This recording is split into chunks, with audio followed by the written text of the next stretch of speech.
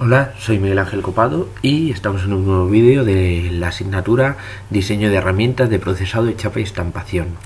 En este caso vamos a hablar de todo lo que es el conformado por doblado. Haremos una pequeña introducción de cuál es el proceso, hablaremos del doblado en V, hablaremos del análisis de ingeniería del doblado, otras operaciones relacionadas con el doblado y finalmente hablaremos de toda la maquinaria utilizada para el doblado, como son troqueles y prensas. El doblado se define como la deformación del metal alrededor de un eje recto. Si nos fijamos, en la fotografía tenemos el eje del doblez, que sería esta línea que vemos aquí dibujada, ¿vale? Y alrededor realizamos el doblez.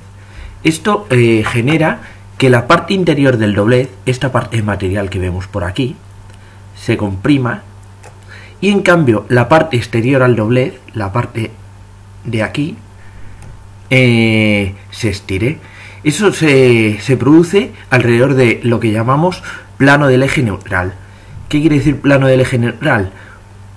Un plano en el que el material ni se estira ni se comprime. Si miramos en la otra imagen vemos metal comprimido el interior, metal estirado el exterior, y en cambio en el eje neutral encontramos el punto en que el material ni se estira ni se comprime. Las operaciones de doblado básicamente las podemos dividir en dos tipos, el doblado en V y el doblado de bordes, ¿vale? En el doblado en V la lámina se dobla en un punzón y un troquel en forma de V, consiguiendo diversos tipos de ángulos. El doblado en V se utiliza para operaciones de baja producción y se realiza frecuentemente en una prensa cortina, como ya veremos más adelante. Los troqueles en V son troqueles muy simples, ¿vale? Y por lo tanto son de bajo coste. En cambio, en el doblado de bordes, aparte de tener lo mismo, pues una prensa, un troquel y un punzón, tenemos que añadirle lo que es una placa de sujeción. ¿Qué es el doblado de bordes? El doblado de bordes se basa en que una lámina de metal se deja en voladizo sujetada con una plancha de sujeción y sobre el borde que está en voladizo se le aplica una fuerza mediante una prensa. Normalmente el doblado de bordes se realiza, se limita a ángulos de 90 grados, aunque aplicando movimientos deslizantes de otros tipos de troqueles y punzones se podrían conseguir ángulos de más de 90 grados. Como vemos, el tener que tener una placa de sujeción hace que el sistema sea más complejo y por lo tanto sea más caro, con lo cual se limita a trabajos de alta producción. Como vemos en la imagen, aquí tenemos un doblado en V muy simple. Tenemos la lámina de metal, el punzón y el troquel en forma de V. Al aplicar una fuerza, ¿vale? Inicialmente es un movimiento, pero cuando ese movimiento toca el metal se convierte en una fuerza, hace que la lámina de metal se doble, adquiriendo la forma de la V que tenía el troquel. Vemos que es un sistema muy simple. Vamos ahora al doblado de bordes. Como vemos, aquí ya se complica el tema porque necesitamos la placa de presión. La placa de presión lo que hace es sujetar la lámina de metal para que en el momento en que nosotros apliquemos el movimiento al punzón, con lo cual apliquemos la fuerza al estar en contacto, se doble la lámina de metal y no salga volando, efecto catapult. Hablemos ahora de la ingeniería del doblado. Tenemos algunos términos importantes marcados en la imagen que nos ayudan a hacer el cálculo del doblado. Por ejemplo, tenemos el espesor, que es T, el ángulo de doblado, al que llamamos alfa. Cuando acabamos el doblado, el ángulo es alfa prima, tal que alfa más alfa prima son 180 grados, el radio del doblez R, que normalmente se especifica en el interior de la pieza, y el ancho de la pieza de abajo, que lo especificamos con la letra W. ¿Qué es lo que pasa? Cuando nosotros doblamos una pieza y el radio de doblez es pequeño, la pieza tiende a estirarse. Eso es un problema, porque si nosotros tenemos unas tolerancias de la pieza en cuanto a dimensiones y la pieza se estira, no entraremos en esas tolerancias, con lo cual debemos saber cuánto se estira. Para ello utilizaremos esta fórmula, donde A sub B es la tolerancia de doblado, o sea, la diferencia entre la medida inicial y la final. Alfa, el ángulo de doblado en grados, el radio de doblado, el espesor, y tenemos como siempre un factor, que es el factor KBA, ¿vale? Que es para estimar el estirado. Como siempre, estos factores pues se han sacado de forma empírica, ¿vale? Y valores recomendados, pues si el radio es menor a 2 veces el espesor, el KBA que utilizaremos será 0,33. En cambio, si el radio es mayor a 2 veces el espesor, el KBA que utilizaremos será 0,5. Una vez hemos doblado la pieza con el punzón y retiramos el esfuerzo que la ha doblado, se produce un proceso que se llama recuperación elástica. ¿Esto qué es?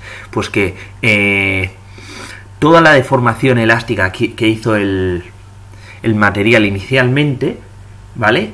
Esa energía que tiene interna el material hace que, si nosotros hemos programado un doblez de 90 grados, ¿vale? Una vez retiramos el esfuerzo, ese doblez sea mayor de 90 grados. La forma de calcular la recuperación elástica es con esta fórmula, en la que tenemos el ángulo de la lámina de metal y el ángulo de la herramienta. También, cuando se produce la recuperación elástica, se produce un incremento en el radio de doblez, que eso puede hacer que se separe mucho la pieza de las tolerancias que necesitamos para la pieza final. Para evitar tanto la recuperación elástica como el incremento de radio, se utilizan dos técnicas. Una es el sobredoblado y otra el fondeado. En el sobredoblado lo que hacemos es disminuir un pelín tanto el ángulo como el radio final de la pieza, para que en el momento que se produzca la recuperación elástica lleguen o se deformen hasta la condición final de pieza. ¿Vale? En cambio, en el fondeado lo que hacemos es comprimir la pieza al final de la carrera, de forma que esa compresión hace que se deforme plásticamente toda la parte de doblado, con lo cual, ya al no ser una deformación elástica, al quitar el esfuerzo seguirá deformada. En la imagen podemos ver claramente cómo al hacer un esfuerzo mediante un troquel en V sobre una lámina se consigue un radio y un ángulo. Cuando ese esfuerzo cesa, vemos como el ángulo interno del doblez de la lámina aumenta y también disminuye el radio. Eso es lo que debemos evitar o prever para que las dimensiones de la pieza final sean las deseadas. Para calcular la fuerza de doblado utilizaremos esta fórmula. En esta fórmula, si vemos, tenemos la fuerza de doblado que nos saldrá o en newtons o en libras, dependiendo de lo que buscamos. Tenemos la resistencia a la tensión del material, que se puede colocar en megapascals o libras partido por pulgada cuadrada.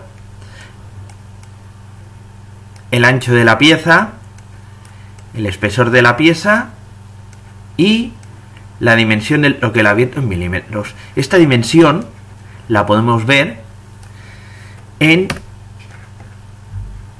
esta figura. Como vemos, dependiendo de si es un troquel en V o un troquel en voladizo, la dimensión varía. La cocina anterior se basa en el doblado de una viga simple. y KBF es una constante. Para doblado en V utilizaremos KBF igual a 1,33. En cambio, para doblado de bordes o emboladizo utilizaremos KBF igual a 0,33. Hagamos un ejemplo. Se dobla una pieza de lámina de metal como se muestra en la figura. El metal tiene una elasticidad de 205 por 10 elevado a 3 megapascals y una resistencia a la fluencia de 275 megapascals y resistencia a la tensión de 450 megapascals. Determine el tamaño inicial de la pieza y B, la fuerza de doblado si se usa un roquel en V con una dimensión de abertura de roquel de 25 milímetros. ¿De acuerdo? Pues empecemos. Vale, la pieza inicial, la longitud de la pieza inicial será los 38 milímetros que tenemos aquí, los 25 que tenemos aquí, más la tolerancia de doblez. ¿Vale? Utilizando la fórmula que teníamos antes, tenemos que decidir qué valor le ponemos al KBA. ¿Cómo se hacía eso? Tenemos que calcular la relación que hay entre el radio y el espesor de la lámina, nos da 1,48 y como es menor que 2, KBA igual 0,33. Hacemos los cálculos y nos da que la tolerancia de doblez son 6,8 milímetros, con lo cual la longitud total de la pieza que será igual a los 38 milímetros iniciales más los 25 milímetros más los 6,08, con lo cual tenemos que la longitud inicial será 69,08 milímetros. Para calcular la fuerza debemos utilizar la ecuación de la fuerza, ¿vale? Utilizando KBF igual a 1,33. ¿Por qué? Porque nos está diciendo que es un roquel en V.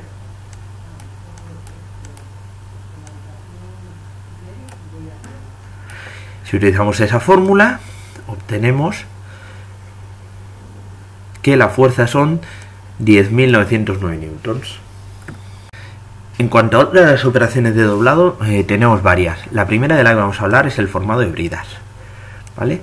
Las bridas, el formado de bridas no es más que una operación en el cual el filo de la lámina de metal se dobla en un ángulo de 90 grados, como se puede ver en la figura, ¿vale? Esto se le llama bridado recto.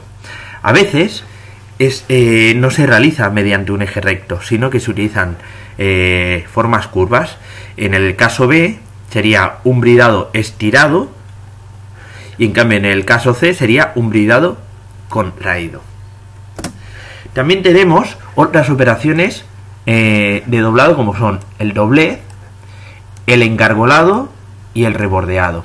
¿En qué se basan estas operaciones? El doblez se trata de doblar la lámina sobre sí misma. En el engargolado lo que hacemos es entrelazar dos láminas mediante un doblez. Y en el rebordeado lo que hacemos es crear una moldura en el borde, pues creando un rizo o un rollo.